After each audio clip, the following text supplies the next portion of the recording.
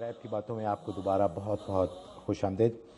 اچھا حضرت، جیسے بریک پہ جانے سے پہلے عرض کیا تھا جنات کے بارے میں کہ بہت سارے سوالات آئے ہیں، تو لوگوں نے پوچھا کہ آپ نے یہ پچھلے پروگرام میں بتایا تھا کہ ان کی عمریں بہت لمبی ہوتی ہیں، لیکن ظاہر ہے کوئی عمر کی حد تو ہوتی ہوگی، تو آیا ان کو موت آتی ہے؟ اور جو موت طاری ہوتی ہے ان کے اوپر، اور اگر موت آتی ہے تو جس طرح انسانوں کی روح قبض کرتے ہیں حضرت عزرائیل، تو جنوں کی روح کون قبض کرتا ہے؟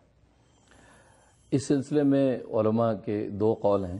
حسن بصری رحمۃ اللہ علیہ کا مسلک یہ ہے کہ ان کو موت نہیں آتی، جنات کو بھی اسی طرح مہلت دے دی گئی ہے جیسے کہ ابلیس کو دی گئی ہے۔ ابلیس بھی جنات میں سے، لہٰذا یہ مرتے نہیں ہیں، یہ ابلیس کی طرح زندہ رہتے ہیں۔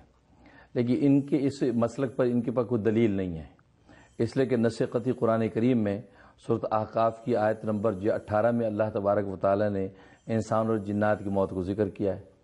قد خلت من قبلہم من الجن والانس، کہ جنات اور انسانوں میں سے جو پہلے گزر چکے ہیں یعنی مر چکے ہیں، تو اللہ تبارک و تعالیٰ خود ان کی موت کا تذکرہ فرما رہے ہیں۔ تو حسن بصری رحمۃ اللہ علیہ کی اس مسلک پر کوئی دلیل نہیں ان کی، لیکن صحیح مسلک جو ہے وہ یہی ہے کہ ان کو باقاعدہ موت آتی ہے۔ چنانچہ عبداللہ ابن عباس رضی اللہ تعالیٰ عنہ سے جو پوچھا گیا کہ جنات مرتے ہیں، فرمایا کہ بالکل مرتے ہیں، الا ابلیس، مگر ابلیس نہیں مرے گا، اس کو اللہ تبارک و تعالیٰ نے مہلت دے رکھی ہے، وہ تا قیامت زندہ رہے گا۔ اور فرمایا کہ یہ زندہ رہے گا، اور فرمایا کہ یہ جب بوڑھا ہو جاتا ہے دوبارہ سے جوان کر دیا جاتا ہے، یہ ہمیشہ 30 سال کی عمر کا رہتا ہے ابلیس، لہٰذا یہ جو ہے وہ بڑھاپے کے بعد دوبارہ سے یہ جوانی کی طرف لوٹ آتا ہے اور یہ رہے گا۔ باقی جو جنات ہیں ان کی موت ایسی ہوگی جیسی ہوتی ہے۔ یہ تو جنتی مخلوق ہوگی کہ ہمیشہ جوان بس دنیا میں تو۔ اور دوسرا جو ہے جہاں تک ان کی قبض روح کا تعلق ہے، تو اصل میں عبداللہ ابن عباس رضی اللہ تعالیٰ کی روایت ہے کہ 4 طرح کے فرشتے ہیں جو روح قبض کرتے ہیں۔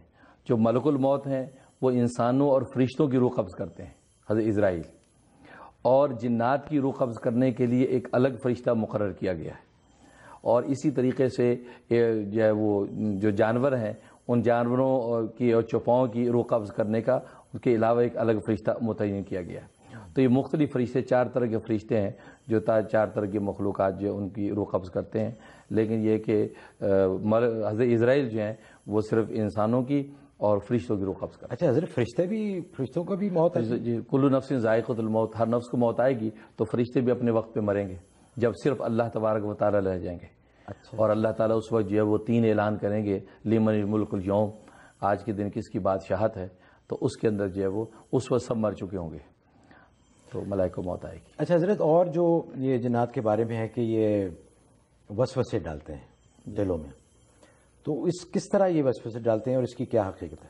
اب وسوسہ، اصل میں وسوسہ کہتے ہیں وہ مخفی کلام کہ جس کی طرف انسان کی طبیعت اور نفس مائل ہوتا ہے، اور وہ مخفی کلام جو ان کو ردی اور بیکار افکار کی طرف تلقین کرتا ہے، گناہ اور معصیت کی طرف یا لغویات کی طرف متوجہ کرتا ہے، اس کو وسوسہ کہتے ہیں۔